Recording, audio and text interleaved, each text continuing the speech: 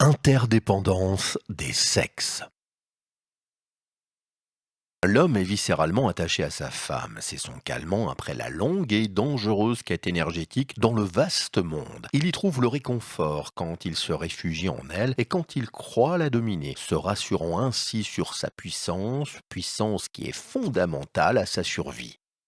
La femme est bien souvent pour l'homme le but et la finalité de tous ses combats et de ses ambitions de pouvoir et de domination. Et c'est par elle qu'il atteindra l'immortalité, par la descendance qu'elle lui donnera, tout en lui faisant oublier le temps d'une étreinte charnelle, la rudesse du combat et l'angoisse de la mort.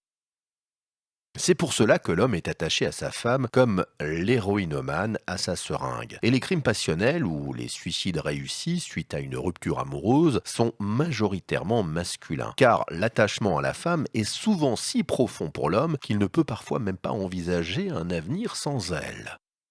La femme est la plus puissante drogue de l'homme et cette addiction est en fait une programmation génétique qui a permis à l'humanité de survivre en donnant à l'homme cette motivation pour conquérir le monde, pour aller y chercher l'énergie afin de la rapporter à la femme qui en échange s'offrira en lui apportant sa part de plaisir calmant tout en lui permettant de continuer le monde par la descendance qu'elle lui donnera.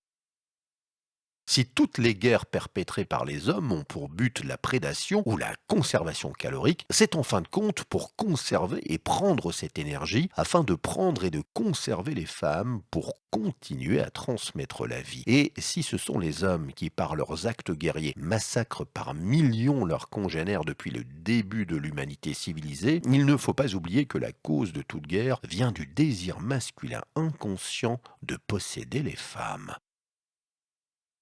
Quant à la femme, dans son pragmatisme, elle ne voit bien souvent en l'homme que l'énergie qu'elle pourra lui prendre et la protection qu'elle pourra en tirer. Moyen pour elle de transmettre la vie le plus sûrement possible et ainsi de permettre à l'humanité de perdurer.